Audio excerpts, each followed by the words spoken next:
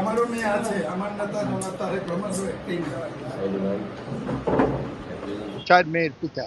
আমি হৃদয় দিয়ে উপলব্ধি তার মনে রাখছি। আপনি যদি মিছিল বিচলিত মেয়েটা কোথায় যাবে বলেন? কাস্টম অফিসার বৈরাগী হত্যার যে দুঃখজনক মর্মান্তিক ঘটনা ঘটেছে, ওই দিন সকাল থেকেই বিভিন্ন মাধ্যমে জানতে পেরেছি তার লাশ উদ্ধারের পরে।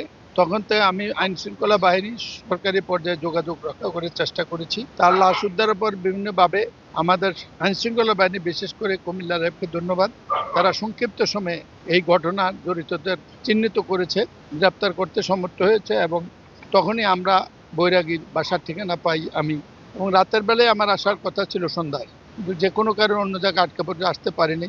আমি এই সংসদে এই প্রসঙ্গটি উত্থাপন করেছি। আমাদের সরকার প্রধান, সংসদ, জাতি এই ঘটনা আরও জানতে পেরেছে।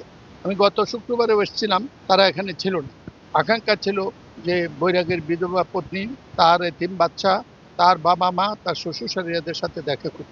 মেয়েটার কান্না দিয়েছে। আমিও চার মেয়ের পিতা, আমি হৃদয় দিয়ে উপলব্ধি তার মনে রাখছি। আমি এখন গিয়েছিলাম দেখতে তার জন্য কি করা যায় তার প্রস্তাব পেয়েছি।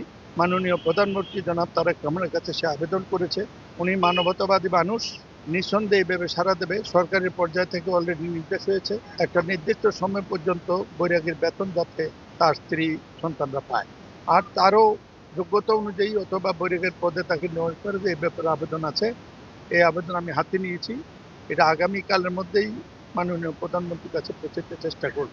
আর আমরা তাকে বলেছি সে যাতে এখানেই থাকে। আমরা কুমিল্লাবাসী তার দায়িত্ব নিয়েছি, ইনশাল্লাহ সে এখানে অসহায় বোধ করবে না। আপাতত তাকে সেটেল করা দরকার। আমার তরফে সামান্য যেটা সম্ভব করে দিয়েছি। আশা করি আমরা কুমিল্লাবাসী মিলে এই অসহায় পরিবারটাকে আমরা দেখতে পারব। বিকাশ পেমেন্টে 10,000 টাকার বেশি অফার, শপিং চলছে তো। এবং এটা মাননীয় প্রধানমন্ত্রীর কাছে পৌঁছবে।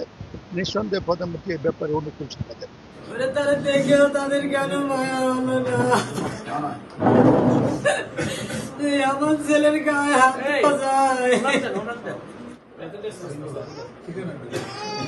সেখান থেকে তুমি যাবা না। আমি আজকে তোমার আবেদন দিয়ে দেব।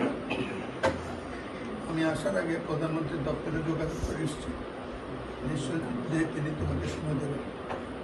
তোমার কথা তোমার পরিবার, মা বাবা যাবে, কথা বলবে। আশা করি তিনি মহানুভব মানুষ, এই ব্যাপারে অত্যাধিক সংবেদনশীল। আপনি যদি মিছিল বিচলিত মেয়েটা কোথায় যাবে বলেন? আমার মেয়ে বিয়ে করে ছেলে, আমি ছেলের বউ, আমি বিপক্ষ আমার মেয়ে। আমরা চেষ্টা করছি ওর একটা চাকরি দিতে, কি করছি কথা বলবো। আমি আগে নিয়ে